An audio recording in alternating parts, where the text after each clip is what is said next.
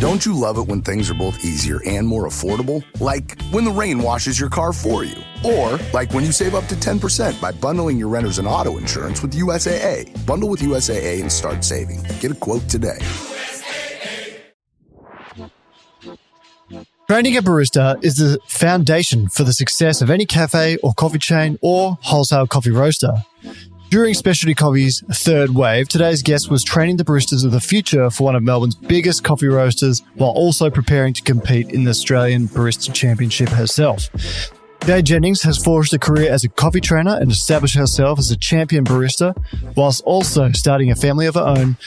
Please welcome today's guest, Jade Jennings. Oh, and Jess! Yay! It's the alliteration or accent, whatever the word is, but welcome. Thank you. How lucky are we to have you here today? Yeah. I feel honoured to be asked. Can I just say as well, Jade has raised the bar for coffee guests coming onto the show and bringing indulgences. Sorry, not sorry. What have we here? We have some sourdough bread that I have baked this morning and some sauerkraut.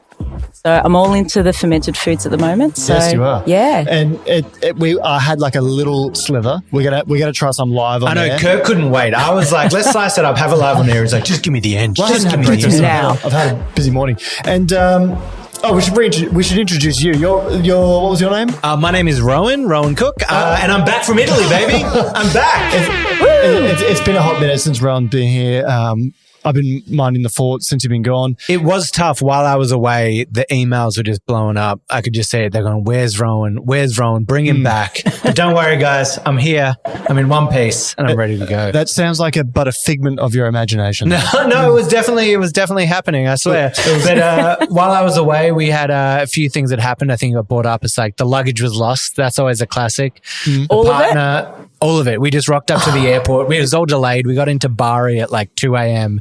No luggage. We're just standing there trying to speak Italian. I'm pulling out my best Duolingo. I've got nothing. I'm just saying io sono l'uomo, which is I'm the man. So that wasn't helpful at all in any way. But, I'm a bit of a believer in, all will sort itself out. My partner was a little disheartened and a bit upset, but sure enough, the very next day we got the phone call, the baggage was found and it was couriered straight out to us. But one of the problems that did happen while I was in Italy, you may know about the shred. We've been shredding here on the pod.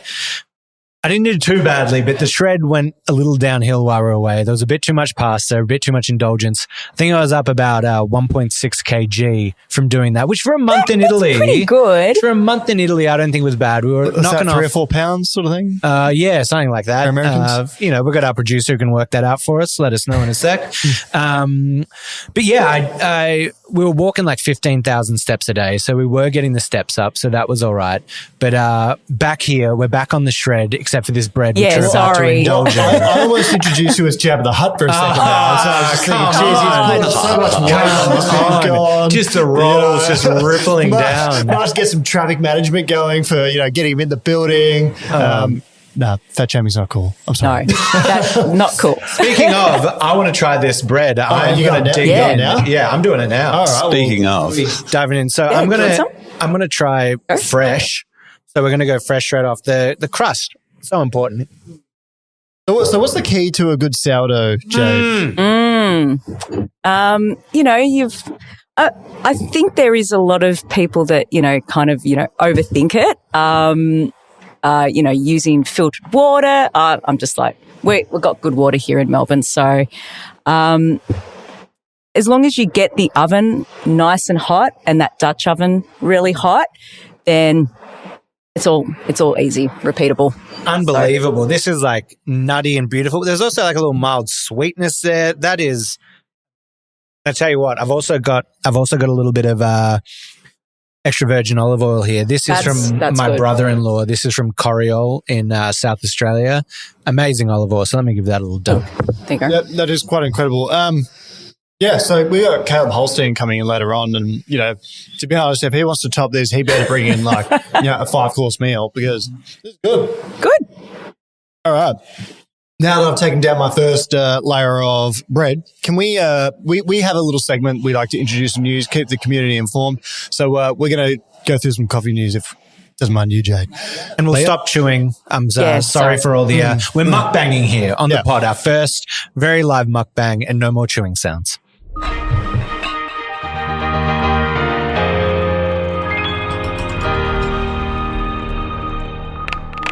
Well, a bit of hot off the press news. Doritos have released a coffee-flavoured chip in Australia, but it can only be won by a lucky 300 people in a competition that's run by the chip producer. So we have here a packet of coffee-flavoured Doritos.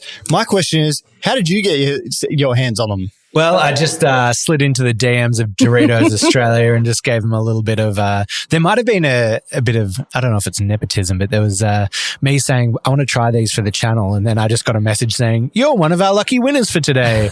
We're sending you out a bag. So I'm sorry to the people that are actually entering. This could be bad. It could be breaking all their T's and C's, and maybe they're going to get in trouble for this. But I got a bag. The marketing girl fired. Yeah, exactly. Look at the back of the bag. I mean, you said 300. I think it says 500 on the back there. Oh, we batch 485. 485 out of 500. Now, we might taste these on a later pod, but I'm actually saving the taste test for a little YouTube for Golden Brown. So I'm sorry. What would you do if I open them right now? I'd be really upset with you. What would you do if the podcast would probably be over. We'd have to call it there. Headphones down. I'm out. Well, I mean, I'm surprised you didn't eat them, to be honest. I know. It's hard having them sitting there. The shred's over. The shred's done. Dead, buried, cremated. But anyway, I like, what the hell are these going to taste like? It can't be good. I don't think the reviews have been great on that. The whole premise behind them is that coffee shops close at 2 or 3. So what are you meant to do for your afternoon hit? So Doritos have bought out these. Do we know if there's any actual caffeine in them, or is it just a coffee flavor? I'll read the ingredients out. So corn, canola oil, glucose powder, sugar, maltodextrin, salt, buttermilk, flavor enhancers, coffee powder. Okay, so I don't know what the definition of that is. Carrot powder and a whole bunch of other things that we don't really care about. Now, I've got a little bit of insider hot scoop on Doritos. I don't know if anyone's meant to know this, but you know that feeling you get when you eat Doritos, that powder you get on your finger? So originally when they first made Doritos, that powder was the flavoring and like what you'd get. But later, they managed to just get the flavor like on the chips, but people love that powder feeling so much. They just add a powder onto it now just for the feeling and for the texture. Wow. So the powder that's on there isn't actually the flavoring. The flavoring is just on the chip. That's just added for that added Doritos texture. We're all about the tactiles, aren't we? Yes, we are. Now, another piece of interesting news that I came across when I was scouring for this week's episode was there's actually the University of Sydney have, so some researchers there have developed a method to make cold brew in 3 minutes using ultrasonic sound waves. So I'm going to play a little clip now and we'll get a little commentary. So this goes for about just over a minute, but let's, I want to get everyone's thoughts on this.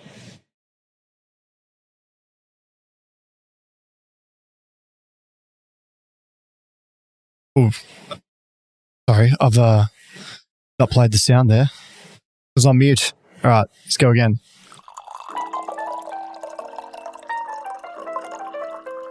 We developed the technology to produce cold brew under 3 minutes.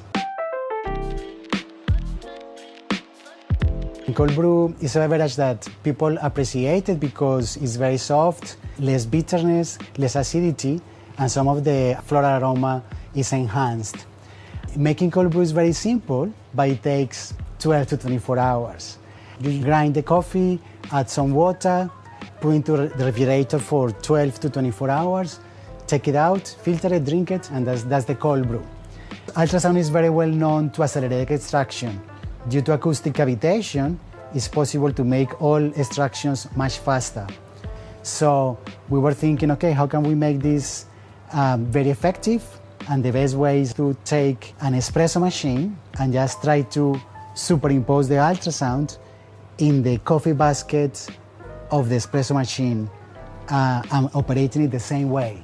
And the acceleration is enormous. We are reducing from 24 hours to less than 3 minutes, getting a cold brew that has undistinguishable characteristics compared to a normal cold brew. We are very excited about developing this technology that can be used by companies that already manufacture coffee machines, so consumers can enjoy a 3 minutes ultrasonic cold brew at home. All right, hot off the press. Rohan, what are your thoughts? I mean, that's amazing that they're doing that. I mean, DeLonghi and a few of them must be annoyed because they've just started bringing out all their like machines that have cold espresso technology, and they're like, damn it, we missed out on this. But that's amazing. That could be a huge change for companies to be able to produce it at a more rapid pace. I immediately went more to cafes and that kind of settings, and time management that's so important when you're. Yeah. Like I'm not a cold brew drinker. I just find that it does taste quite generic, but I wonder if the reduction in brew time is going to improve the flavour. That'd be amazing. Yeah, if you could improve it, because I would agree with you. Cold brew to me is a bit bland and not the best, but if that's going to increase on that flavour as well, that's amazing. So what are they using? What's the technology they're using called there? ultrasonic sound waves. Sounds familiar. Doesn't it? Do you reckon Jack Simpson's probably just sitting back here thinking, you guys got some inspiration from me? Or was it the other way around? Oh, was this already in the works? But it sounds very interesting. If you hadn't watched Jack Simpson's routine, he used a similar technology in his milk and his coffee his were electromagnetic pulses. Electromagnetic, sorry. Yeah, from big ships and that kind of stuff. Yeah, something like that. But anyway, some similarities there. I think it could be interesting, and we've reached out to Dr. Trujillo, I think is how we pronounce it. So we'll try and get him on the podcast and explain absolutely. a bit of that as well. You need to taste it to believe it. That's what I'm saying. But I'm happy to give it a bit of airtime, and I hope I wish them all the best. I hope it changes the industry, and I hope it's good. Incredible. But look, now let's get into the juicy bit. Jade Jennings is here. Thanks again for coming on. This is the second time I've interviewed you. Yes. We've previously done it in my shoddy share house previously. My first question to you is, what's your coffee order? Definitely filter coffee. Filter coffee? Yeah, so I'll make myself a filter every morning. If I'm out in a cafe, batch. I don't mind a cheeky espresso. And if I'm in the mood, maybe a milk-based coffee, but I prefer my milk coffees to be a little on the funky side, like a natural, just a little on the funky. But I just love coffee. Oh, there you go. This has to be one of the answers to that question that actually fits what I would assume a coffee professional would like. Normally we have people on this show who are World Barista Champions who own roasteries and do this, and their answer is always just like, I just like a straight flat white is the answer. So to have someone be like, I want filter coffee, and if I have milk, I want it to be funky. That's a big change. Definitely. Where do you think your difference of liking that filter over espresso is? Because in Australia, I would say everyone's kind of more on that espresso focus thing. Yeah. Where does your differentiation come in there? Probably working, when I started working at Veneziano coffee roasters and moving away from those milk-based coffees into filter, it was just kind of life-changing. I love my filter coffees now. Love it. What's your favourite brew at home? So I just have a Kalita, flat bottom, and I've even taught my husband how to do his own in the morning. So I've often been told that I have a flat bottom. So that's nothing wrong with a flat bottom. Yeah, Rohan's got a pancake ass. They call me on cardboard, But I wanted to make we wanted to make a big focus of today's podcast. You've got a lot of experience as a trainer. So, one of the heavy hitters in training for coffee here in Melbourne. Obviously a long time spent at Veneziano. You're working as a full-time trainer now. Not full-time, casual, at Melbourne Coffee Academy in Scoresby. And you do a bit of work with like a educational provider as well, don't you? Yeah, so I do a little bit of training for William Angliss as well. Very different styles of training, and it comes down to the equipment, but it is just coffee. Yeah, so it's just sorry, coffee. It's just coffee. We didn't even do the intro to the podcast. Oh, sorry. Let's go back. I'm Rohan Cook. This is Kurt Pearson. It's just coffee. Sorry, guys. That has to be the longest delay for an intro that we've ever had on the show. Yeah. You threw the chemistry off traveling. But anyhow, go ahead. So, I've learned a lot that there are lots of different ways of training people on how to make coffee. So that's been an amazing experience. So if Rohan and I pretend we've never seen a coffee machine in our lives, we go to the cafe, we get the mocha, whatever. Yep. We're taking the next step to learning. If you could give us kind of an answer for like if someone's making coffee at home and if someone's making coffee at the cafe, what are some of the first things that you teach them? Yeah, definitely it's knowing the variables that you need to control and what variables you can't. So at Melbourne Coffee Academy, we go through these variables, grind your time, your temperature, and apply that to a recipe. So with your dose and your yield, you obviously want to lock that in using a set of scales. And your grind and your time, you can't lock this in. Obviously, your shot times are going to be determined by the size of your grind. And I think a lot of first-time baristas, they struggle with this, and even the home barista as well. You do get a lot of domestic programmable machines that have a default setting of stopping at the same time. So they're time-based. And they're usually stopping at 30 seconds and the home customer's like, oh, awesome, like it's a 30-second shot. That's great. It's going to taste good. But what they're forgetting or what they're not knowing is that within that 30 seconds, you can get a really fast-running shot and you get too much coffee in the cup, or a slow-running shot and get not enough coffee in the cup. And then obviously it's going to affect the flavour. So how do you deal with in that kind of world? Because one of the problems I face where we're trying to educate people and show them that is everyone wants a set and forget clear one thing answer. They want to know what grind setting should I have it on? And it's this hard thing because you want to give people a baseline where you can kind of throw out a base of like a 1-to-2 ratio or 2-to-1 ratio. 1-to ratio in the cup can be a good set, but you also just want to be like, but taste it, and you got to work outside of those ratios. And it feels really hard for me to be able to educate that next level of tasting. How do you work around that? Yeah, it's like once we explain the variables and knowing what ones you can lock in and what ones you can't, once we get them onto the machine and then we're running through how to load a handle, and then they're still asking those questions, but how did the machine know to stop it at 27 seconds? I'm like, no, it didn't know. And, you do a couple more and then they get onto the machine and then they start loading the handles. That's when it kind of clicks into play. I might steal that. That's a good... might be hard though, like over, socials. Yeah, it's hard with different coffees and all that kind of element. It's just trying to teach that lesson. I think that's an interesting way of being like, here are the two things that you can't get it, forget it. You can't. And here are the other things that are always going to change that you need to be looking at. Yeah. What are some of the things that you feel like people place a lot of importance on that, like when it comes to making coffee, that aren't really that important? I'll put to you, like I see those videos on Instagram of like the 28 steps to making an espresso. And I was thinking, gosh, I could never do that in my everyday life. What is it? What gets a lot of airtime that's not really necessary? What's the fluff? Well, definitely, I mean, it's got to be a little bit of the latte art. Like we get a lot of people, I want to just learn the pretty pictures. And like I would much rather have a well-centered dot in my milky than a washed out Rosetta. It's all about flavor for me. But maybe them not understanding that, the dot, it might seem like a really boring pattern, but it is the foundation for all latte art. Like if you can pour a well-formed dot, you can easily turn that into a heart. You do your stacked dots on top of each other. You get your tulip.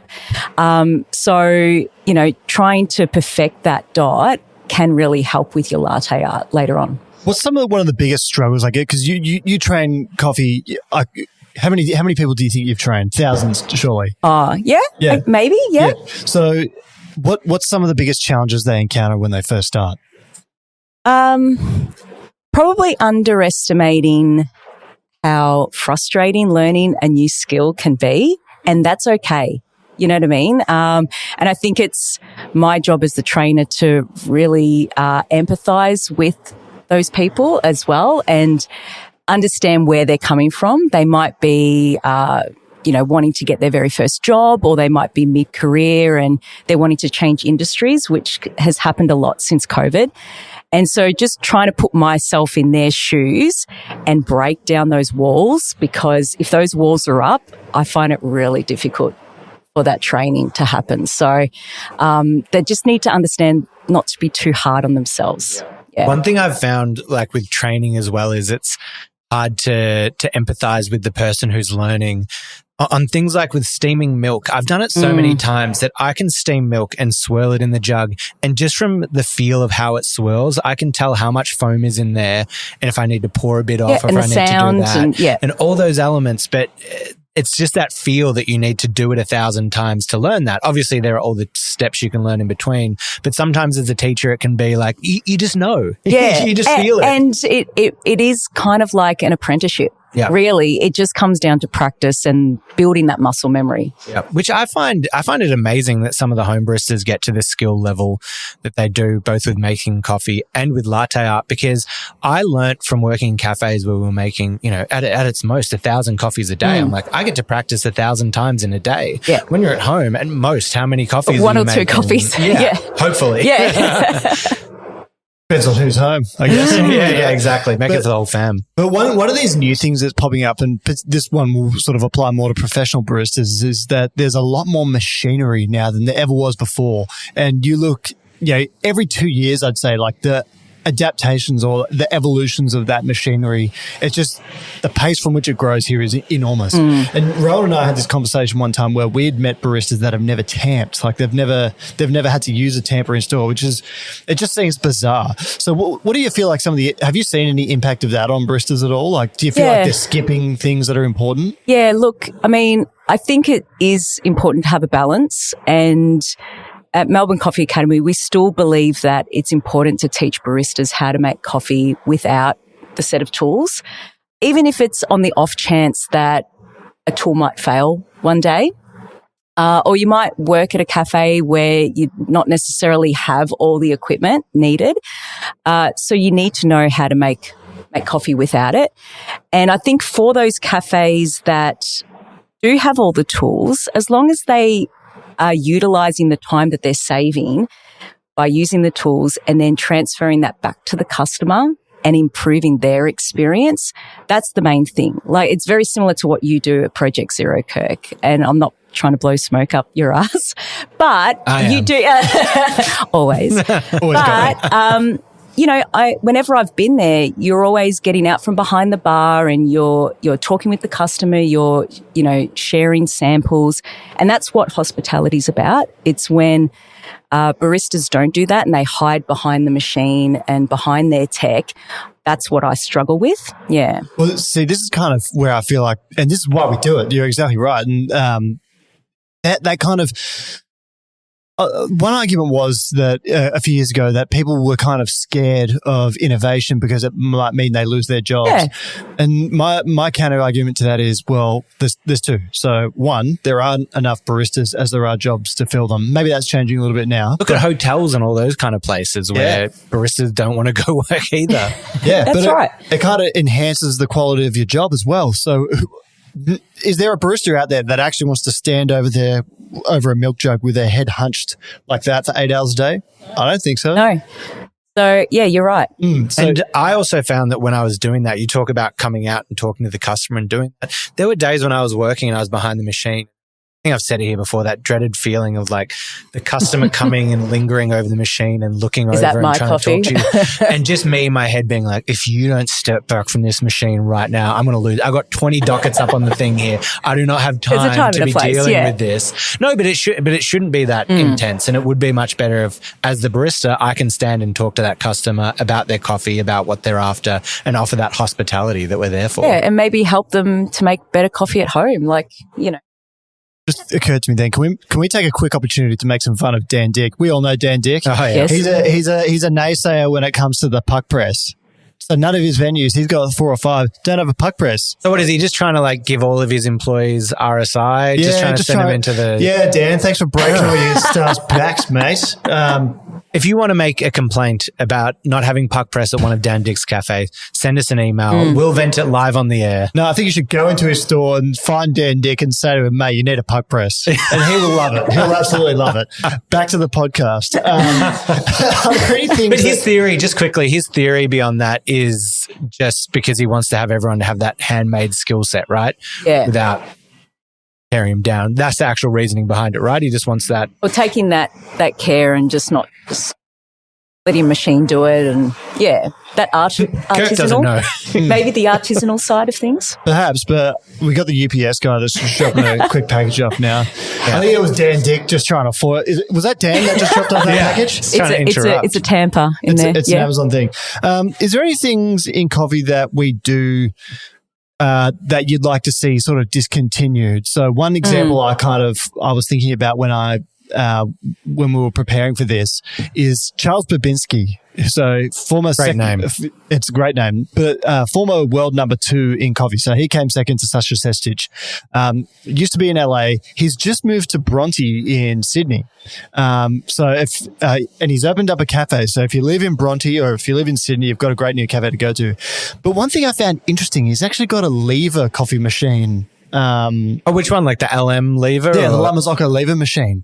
And I think he's trying to restore that. I think his philosophy behind it, and, we'll have to get him on the podcast as well, is that he doesn't want people just pressing a button and that's kind of, full stop, which is, he's probably in there with the Dan Dicks of the world and those kinds of guys. But I both respect it, but I'm very skeptical. Like, I don't want to just press a button. I want to pull a lever. I mean, come on. It's the same thing. It's the same thing. You're just pressing a button by pulling a lever. Yeah, but anyway, is there anything you'd like to see discontinued that you just think's completely superfluous? Yeah, look, I do have something that I'd like to see discontinued, and it's not my hot take. Hot take part 1. Hot take with 1 sugar. Yeah, and I'm not a prude by any means, but we've got to stop with the phallic latte art. I'm sorry. Oh, what? I don't even know what phallic means. No more penises in your coffee. Is that okay? And I don't mean actual, I mean visuals.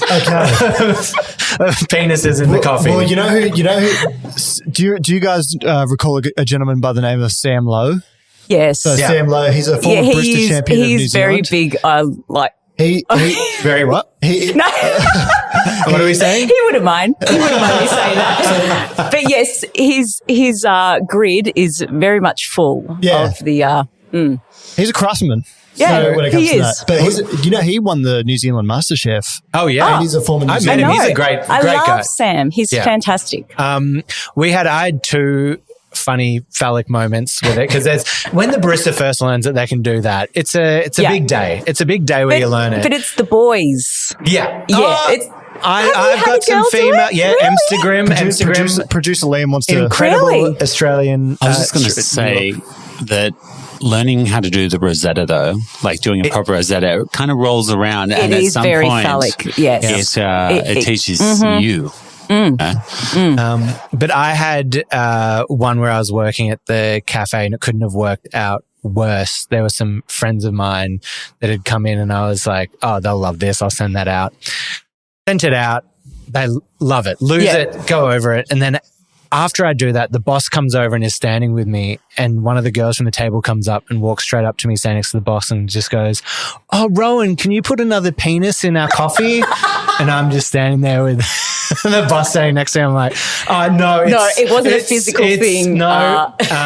Context is really important when your boss walks into that conversation. Yeah, context is very important. We did one on our channel because we made the call. Sonan was like, because we can do that art, we're like, this would probably get a lot of views to do the tutorial on how to do this. And our way around it to be like, no, we don't want to be crass, was we'll do a tutorial on how to pour an elephant in your coffee. I saw that. It was very cheeky. Yeah, and I didn't mind that. It was all there. And then at the end, you facetious. draw some eyes and you got the trunk and you're like, look, it's an elephant. We can do this. Obvious. But then all the people commenting, I'm like, did they honestly not know? All the comments are like, oh, clearly not an elephant. Or does this guy know what he's actually poured? I'm like, yes, we know what we've actually poured. Do you have anything you'd like to see the back of in coffee sort of thing? Back of in coffee. Man, I think that just the rise of all the bits and pieces and technology, and maybe we need to have it to kind of learn what's actually going to improve the coffee, but there's just too many extra parts on the outside that aren't necessary, especially when you're at home for making the cup of coffee. So maybe the spinners, the distributor spinner one. Distribution tools. I think, that's just not needed. Having said that, the autocomb, the Barista Hustle one, I love that. I use that in the cafe. I think I can get around distribution. I think that is going to be something that we'll see evolve in one of the tools that has come out that can be helpful. The next step is going to be seeing it integrated within the grinder as it does it. So I think it'll be another part that's automated within the making process.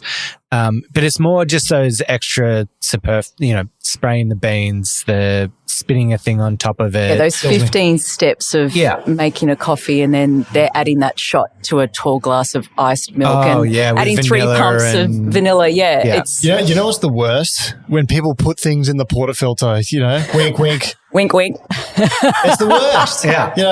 No, I will go off. I was away in Italy. The guys just recently did the Doritos one because Doritos launched a new chip. Just letting the team experiment, have some fun. That's not on me. When I've put stuff in the portafilter in the past, it has been in the pursuit of finding something interesting and doing it. We talked about it before. There's in like Saudi coffee, they're adding like cardamom and saffron and these things into brewed coffee. And I was like, can I take that and apply it to a ground coffee by having some of that within the coffee bed? So I think for that side of me trying it, there's actually more of an experimental side of trying it. But when it's just like, let's put tomato sauce and make some ramen out of a portafilter, that's when it does start getting ridiculous. Although, yes, I did scramble eggs on a steam wand, and I defy anyone, come in and try these eggs. They are amazing. Probably not good for the machine. That's how they used to do it in a lot of cafes. Yeah, exactly. It was the old school way. Andy Cooks did a really good video on that. Good old Andy Handed. Oh, yeah. But anyway, with regards to the spices, keep to your curries, mate. They're not for the portafilter. I would like to see the little sparkling water that comes with an espresso sometimes. Kill it. Yeah. No. That is the key to having it. No, that is. Well, so you're for it? You're I for love it? a sparkling water with my espresso. Absolutely. Why not? Producer Liam's on your side too. On your side, yeah. I mean, we were talking about, prepping your palate to experience coffee in the right way. We had the water boy come through, and I think if we go even deeper, not just a sparkling water. We have like prepared water with certain balance of And I think it's all about that hospitality, about the experience. How lovely that I'm paying $6, $7 for an espresso, that I get that kind of, here's a plate with your water. And even if, let's say, the water doesn't clean your palate for that espresso, it puts you in a mindset to be like, I need to stop and appreciate and take in this coffee that I'm having and kind of analyze it. So there you have it. Kirk, you're wrong. It's a palate cleanser. It cleanses the palate. Yeah. All right. I had a hypothetical for you. I love Jade Jennings. hypotheticals. So, would you rather have spaghetti hair or pineapples for hands? Pineapples for hands. Yeah, there we go. I wish I had pineapples for hands so I could throw it at Rohan's head right now. You're ruining the podcast. Go back to Italy. You threw me off. All right, so I want you to imagine you've been. This episode is brought to you by Walmart. New beauty is in bloom at Walmart, and it's all about springtime radiance. From Drybar, Tula Skincare, and hundreds more available online, Walmart has the premium brands you want and this season's on-trend products for flawless, glossy hair and hydrated skin. Big name beauty brands? Check. The things you love? Check. Find trending spring beauty and all you need to look and feel gorgeous at Walmart, on app and online. You've got like a 100 million budget per se. You need to open up coffee shops all around the world. And you have to train the staff. So I'm going to ask, how will you do that? But also, what equipment are you going to use? All you have to do is worry about coffee. You don't have to worry about food, nothing else. Mm-hmm. You're the head of coffee for this big startup. Okay. How are you setting it up?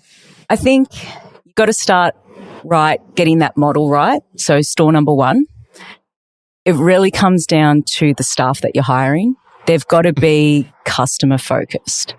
So, it's all well and good to, hire people with a different skill set. You got your juniors, your baristas, your head barista and your venue manager, but they have to have the right cultural fit. Got to leave the egos at the door and the customer comes first. In terms of training, I think it's important to go back to the beginning, understanding the fundamentals, and, get those, the head barista or the baristas involved in the training. So maybe like a train the trainer model. And, so then that way you can slowly start to step back and then they can, take over so that you can work on the business rather than in the business. In terms of equipment, LM, ABR. So it's a La Marzocco automatic brew ratio machine. Yeah. EK, maybe a grind by weight grinder by Malconic, Tampmaster, I prefer Temp Master to puck press. Sorry. Oh, I said it. And Uber Milk, Effectco, like you've got to have all those pieces of equipment in place to make sure that you can have consistency across multiple sites and allow for scale. And yeah, you know, maybe you put in like some kind of QC reporting, like a store report, so that you're going in and making sure that everyone's up to standard. They're keeping the standard up really high. And maybe you put in some kind of reward system maybe, or like motivate the staff to keep those standards up high. Absolutely. And for the people out there that don't know, definitely not me, the listeners, tell us a bit more about like the Lamazocco, about that. What's the machinery? Tell us what these things are doing to help make it more efficient. Well, I just love the fact, I mean, when I first started in specialty coffee, it was a time where you know, the term volumetrics was a bit of a dirty word. And so we were manually brewing every single shot, just stupid. And then we got a strata, and then, you know, and so we're manually doing, you know, the flow rates and stuff. So to be able to put in your recipe, into the machine and it just stops at the right yield is great, or the right brew ratio. It's fantastic. There's one point that you just brought up that I'd really like to talk about a little bit, and you mentioned leaving egos at the door. And one thing I feel like in specialty coffee, or in coffee in general, where we've really sort of shot ourselves in the foot, we've kind of sometimes unfairly but partially earned, we've got this reputation of being snobby, or you know, having that depressive barista, or the experience that makes it all crap. And it's kind of like, it's kind of a tag or a stain on us as an industry that we're really finding hard to shake. I think we're coming some of the way, but I think that's something that I think hopefully through this podcast we can help try and eliminate, because it's one of the most important things. But also, the way people view coffee as well is they don't see it as really a career. Like when there's like a report on the minimum wage or something going up slightly, it's always the shot of the barista in the cafe. And I think it's wrong, because there's plenty of minimum wage jobs out there, but we sort of have that tag of being, it's somewhat dishonorable. And I feel like having a career barista is kind of going to become a more attractive thing in the future, because having those good quality staff that can operate machinery will soon yield you far more than having 3 or 4 bad baristas in a cafe. And it's something that I'd really like to that is so important, leaving the ego at the door, and hiring those people with great attitudes, because we as an industry, we need to shake that tag and really make clear that being a career barista doesn't necessarily, you might be a barista all the time, but it's a perfectly dignified career, in my opinion, and I think that's something we really need to distance ourselves from. Yeah, definitely. Like it wasn't when I first started in coffee, but you definitely can turn it into a career. And there's so many different avenues from becoming a barista. But if you love that, all power to you. Go for it. I met a guy who works for Honor Coffee now. His name's Isaac Kim. So do you know Isaac? Yeah. Yes. So Isaac, he was in the last year of studying medicine. So he was about to become a doctor, and his degree was going to lapse because he had stopped and he was working for Honor Coffee.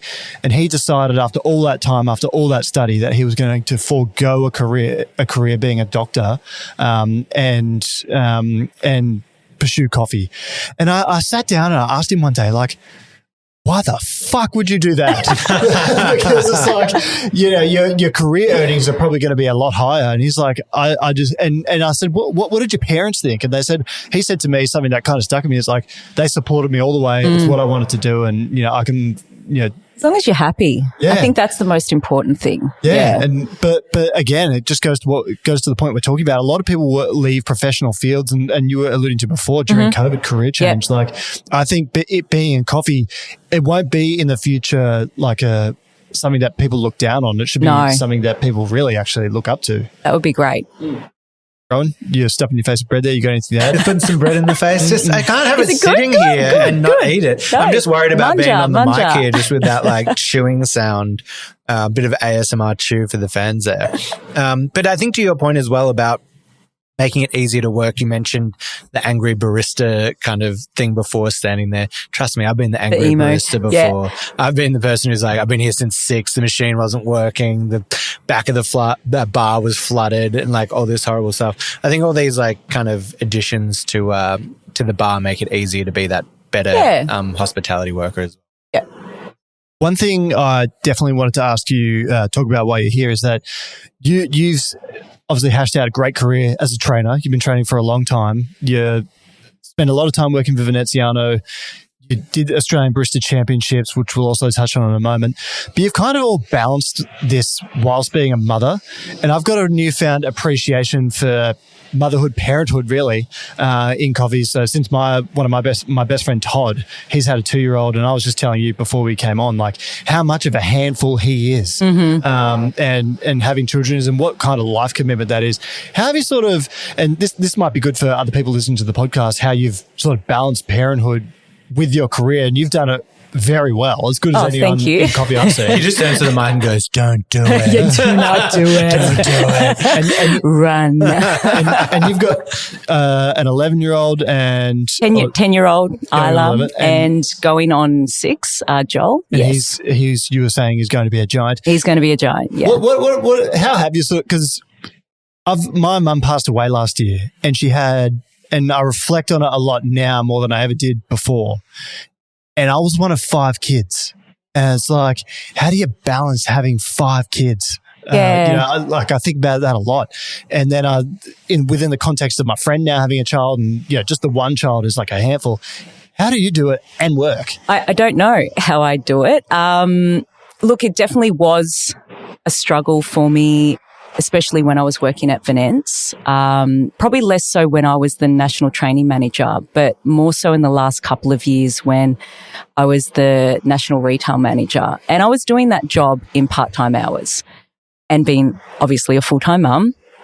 And I had huge mum guilt. I was cranky all the time. I wasn't happy. So I think it's so important to find a job that you love, that you feel confident in, and knowing your limitations. You've got to learn how to say no to things. If it doesn't sit well with you, you've just got to say no. And it's taken me a long time to realize that.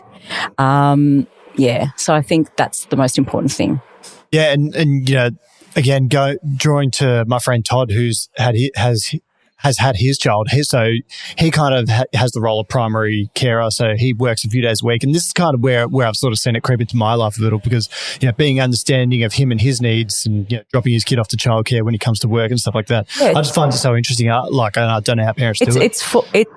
It's like having 2 full-time jobs. It's insane. Yeah. I made the joke before of you being like, don't do it. But it is funny. Every single person I speak to has had kids is just like, don't do it. It's like, no, seriously, I love it. It's amazing. It's the best. But if you're not sure about it, don't do it. Going back to the competition routine now. So you also did that. Did you have Isla and then competed again, or? Yeah, so I competed in 2013, came 3rd in the regionals, and had Isla that year, and then came back a couple of years later to compete. And so, and when you did, you used Rwandan coffee, and I think I remember we've chatted at length about this previously, and I think Panama, your Colombias sort of get the most sort of sex appeal amongst without a doubt, competitions these days. Like, you're more likely to win if you use one of those coffees. And you came 2nd in Australia in one year using the Rwandan coffee. Yep. What went to your, and when you and I have done a podcast previously, it was almost exclusively about Rwandan coffee. So what is your fascination with Rwandan coffee? I just love, I love the story of Rwanda and where they've come with coffee. Coffee was just a commodity crop. And then having the washing stations being introduced into the country after the genocide to help with economic stability. And then knowing Rwanda mainly for washed coffees and the potato defect, unfortunately. And then having the opportunity for me to present the first legally exported and produced Rwandan natural, like I thought that was a really cool story. Like, you know, so and natural coffees from Rwanda are very potent and delicious. Yeah, exactly. So I just love how far they've come on their coffee journey. And I wanted to kind of showcase that. And I remember at the time we were sort of talking about a region that had been affected by landslides. So unfortunately, you know, that tends to happen in some of these coffee producing countries as well. I didn't ask you to prepare. I didn't ask you for this in advance, but do you know how that region's kind of advancing since then? I don't. I was actually trying to do a bit of research before coming, but no, I'm not too sure how they've gone. Market Lane and MCM in Melbourne do a particularly good job representing Rwandan coffee producers as well. You would have had the Mabilmas, I think it is called, or is that the Brazilian one? I can't remember. But you would have had it. Yep. Plenty of times. Delish. All right. I was also just wanting to bring up there. Sorry, that's why my answer. I was just in another place in my head because I wanted to bring up something interesting you said for people that might not know. You might be sitting in a cafe having a coffee and you taste it. And you get that lovely taste of potato. Yeah. What is the potato defect for people that don't know about it? It's unfortunate, and it's basically there can be one or two beans in a bag, and they taste like potato skin.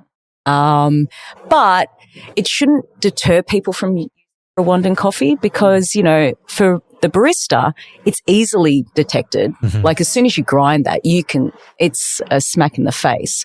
So you just dump that one, you purge a little bit more, and then you just go again. So, and isn't it like an insect that kind of penetrates the cherry? That's what they're thinking, that it's an insect that penetrates into the bean, but there's like some kind of bacteria that's forming that causes that. The potato bug. So there again, the old russet bug. The theme of today's podcast has more or less been about training. I wanted to ask you, if you're someone that's listening to this podcast or at home, stumbling across this online, what are some of the best online resources for coffee training that you can think of? Well, I love YouTube at the moment. Like, I kind of wish that it was as good as what it is now when I was coming up through the ranks. I love watching James Hoffman. I've gotten into a bit of Lance Hendrick. You guys are great, you know, I mean, have to say. But I prefer to listen to you on the podcast while I'm driving. But yeah, there's heaps out there at the moment. Maybe sometimes too much, and it can confuse people. So you got to find the right people to watch. Have you got a favorite online that's not yourself? No, just me. Okay. Just me. No, I find I think the ones that you just listed were great. The hard part is here people just jumping in that halfway point, getting information and not having the backbone of all the learning. Yeah. So it's just kind of throwing out some like bad stuff and some bad kind of habits that can come into it along the way. But yeah, Hoffman's great, especially his early stuff. If you go back and do his archives, that's where he was really kind of starting out with the basics and that kind of stuff. Whereas he's evolved a bit now as time has passed. But that early Hoffman, he has great kind of baseline. He does a really good job at simplifying to like, here's a V60 recipe that anyone can make that's pretty good. Yeah. Here's a AeroPress recipe that anyone can make that's pretty good. I would put out their Barista Hustle as a good online resource. It's mostly written, but that was one of the best things that I had when I was learning how to make coffee, and I would encourage anyone to go use it. And I think where that's great is, and one thing that we struggle with our, you know, education online is it's just videos that go out to the ether that anyone could see. You might miss one video that kind of gives you the backbone for the next part. With Barista Hustle, it's just chapters and it kind of goes off from each section. So you can really work through and have a kind of greater understanding of what you're doing there.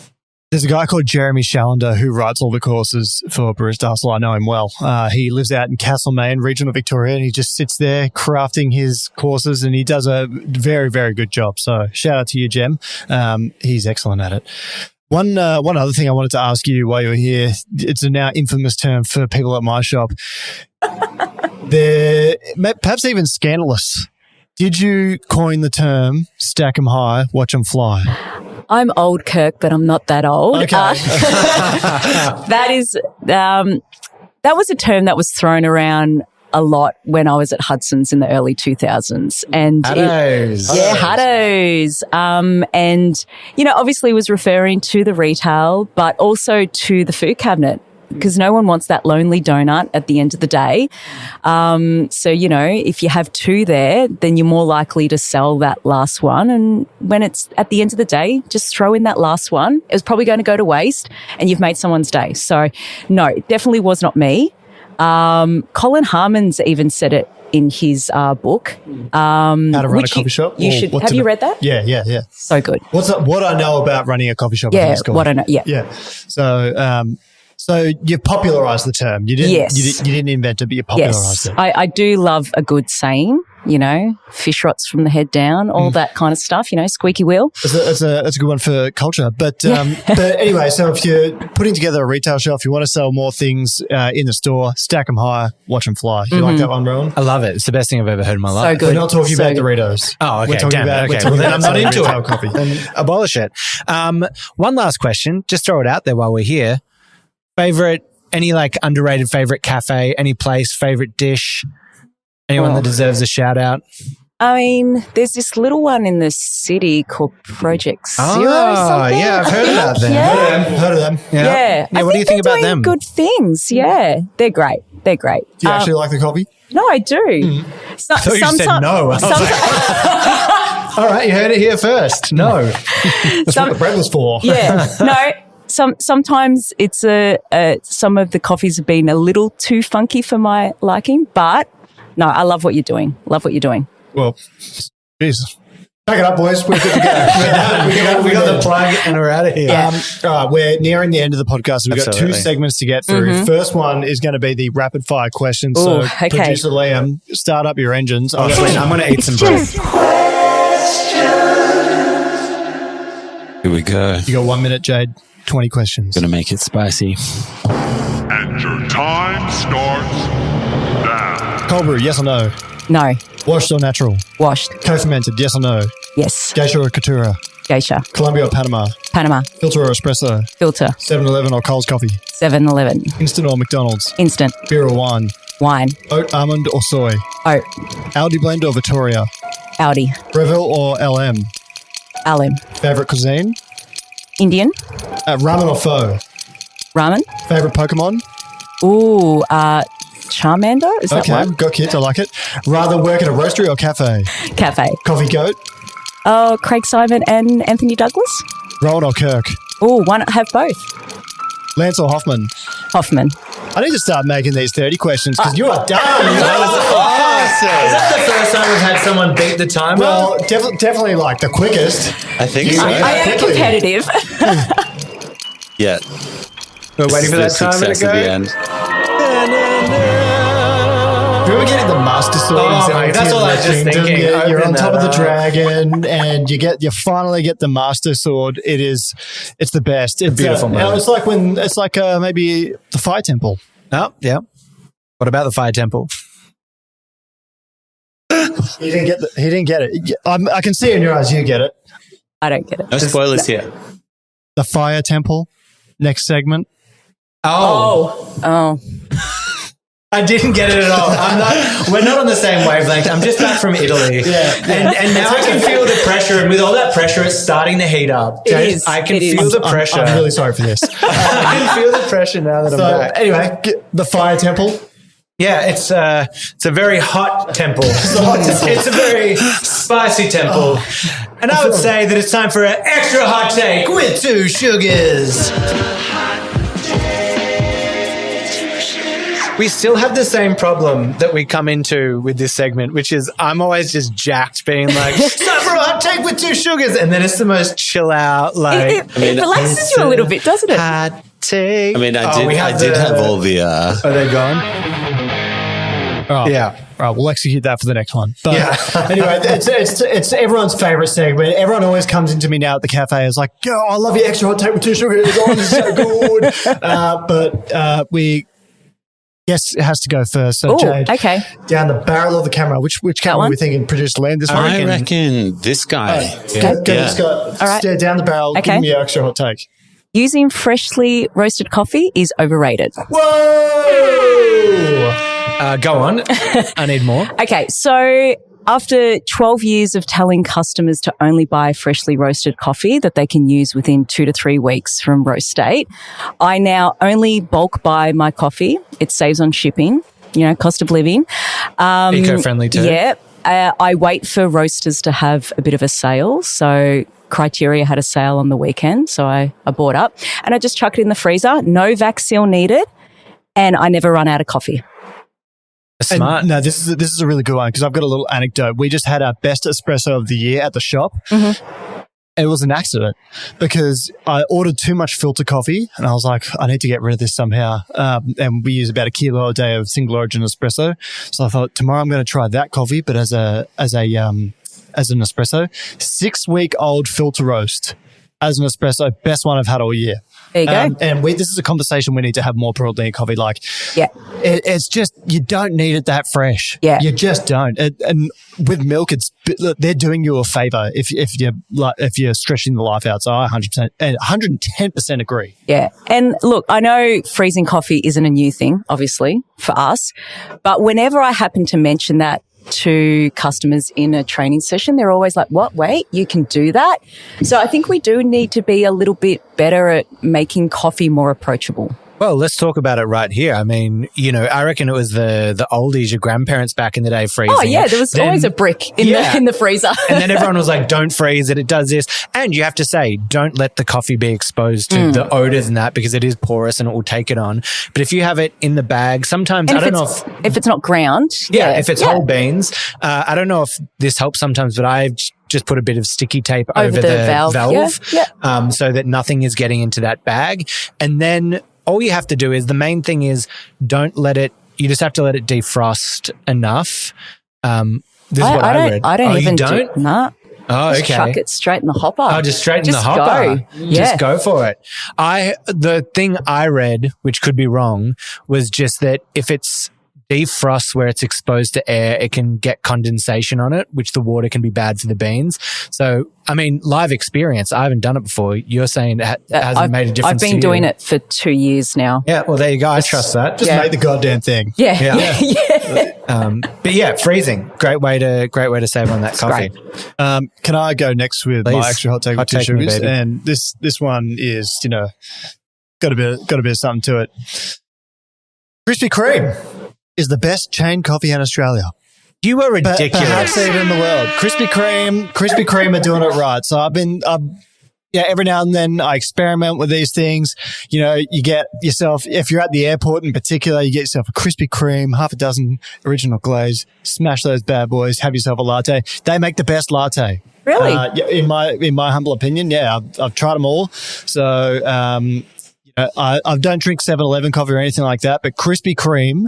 7-Eleven's not. Mate, I'm just going to say, this guy's losing his mind. All that's happening over here is he's smashing some glazed donuts. He's got so much sugar on the lip. He's like, I thought you were in the shred.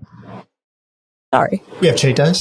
But he's just having the donut and then he's got all the sweetness. He's having a sip of the coffee. He's like, oh, it tastes like raspberry jam, this coffee. No, but if you're ever in a pickle at the airport or just, you just happen to have a Krispy Kreme nearby, it's Kirk approved. Okay, well, hold me to this. Next week, can we organise for maybe a couple coffees to be bought in, including Krispy Kreme? And I'm going to put this to the test because I'm not buying a word of it. What's on our list? We've got Coles, 7-Eleven, Krispy Kreme. Any other contenders? I mean, you have to bring in a Starbucks if you're doing that kind of thing. Maybe a Macca's coffee. I had a Starbucks the other day. A bit how you going. Yeah. Wasn't a fan. Yeah. Wouldn't butter it. What'd you have? Well, my girlfriend got a hazelnut mocha or something like that. Can't even remember. If you go to Starbucks, you've got to just have a frappuccino or something. But the thing is, the Starbucks thing, that could actually taste good if they actually made the coffee component right, because you can just tell the coffee's so weak. But anyhow, yeah. But I feel like that's the key of what they got to do, right? Because the coffee's so bad. It's like just jam it full of sugar and fat and we'll have a great time. All right, over to me.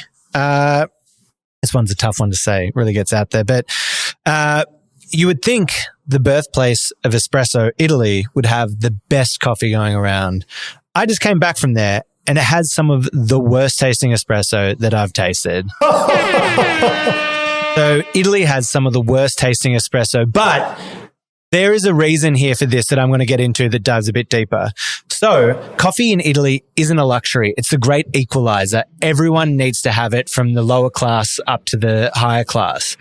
And it needs to be €1. People have walked into cafes and they pay €1 or €1.50 and they get their espresso. But to make a coffee cost €1.50, what do? You have low quality crap. You have it manufactured and roasted by a giant company.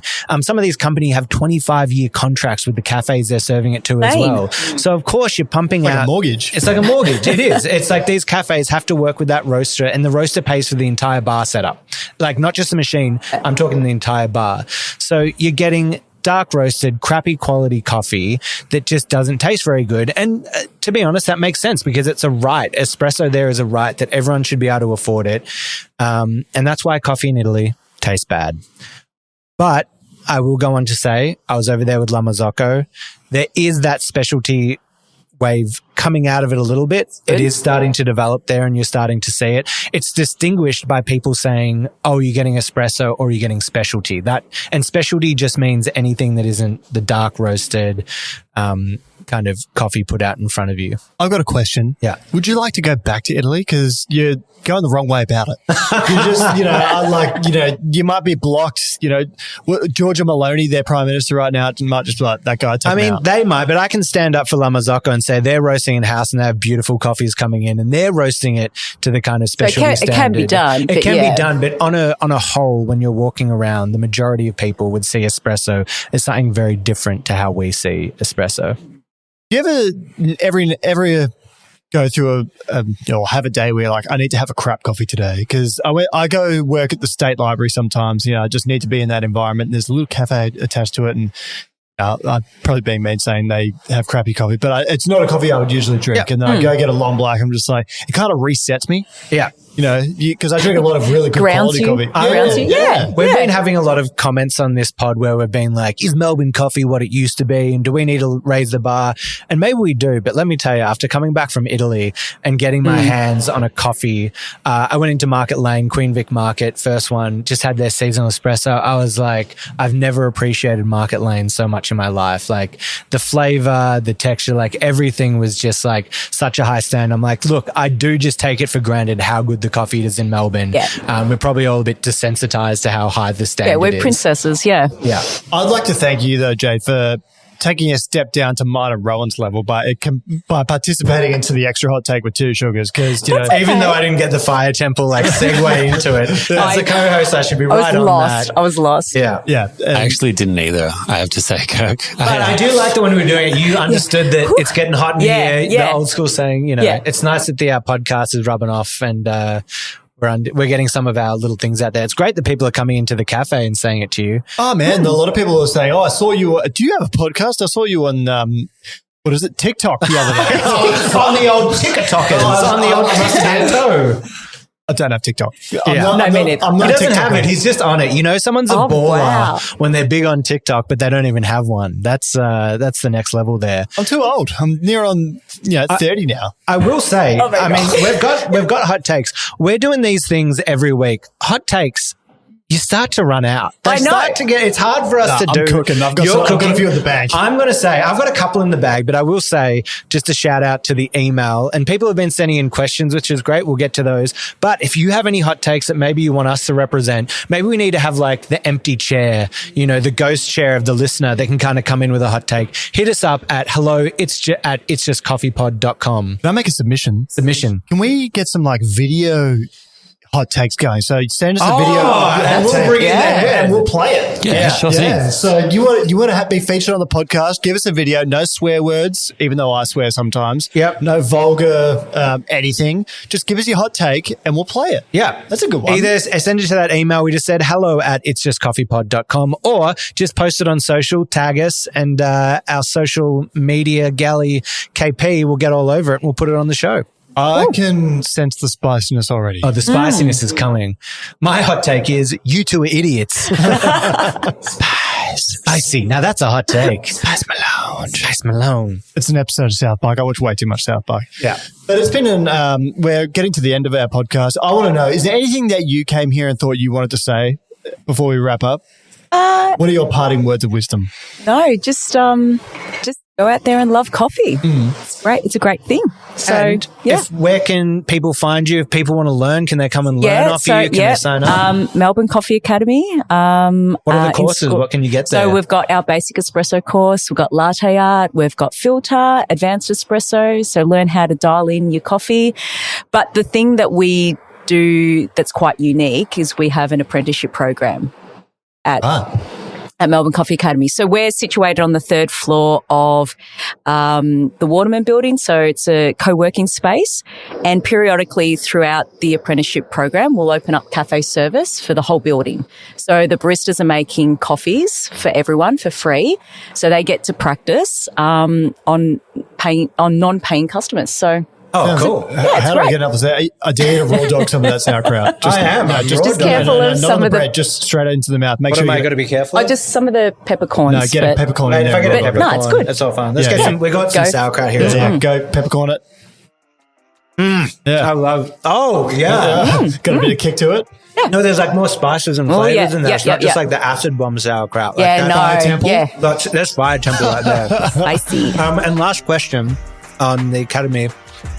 For people looking to get into hospitality or home baristas or everything. So it's everything. So we There get you a go. lot of home baristas coming in. So I tend to do most of the courses on a Saturday. But we get a huge mix of people that are, wanting to either change industries or home barista. It's great. Well, you heard it here first. If you're a home barista wanting lessons, stop DMing me. I'm not giving you a lesson. They've got professionals over here that'll do it for you. And if you're in the industry or wanting to get into the industry, also a great way. If you learn those skill sets, coming in and applying for jobs, great skill set to have. Everyone always needs someone that can make coffee. Yeah, definitely. Well, I think on that note, we will leave it there. But thanks so much again for coming no, on. It's thank been you. an absolute pleasure. And I think everyone will have learned something from today's podcast. I've loved it. And yeah, thanks again for stooping down to our level for just one day. Not at all. Hey, thank you. And as always, it's just coffee. Hey. I like that.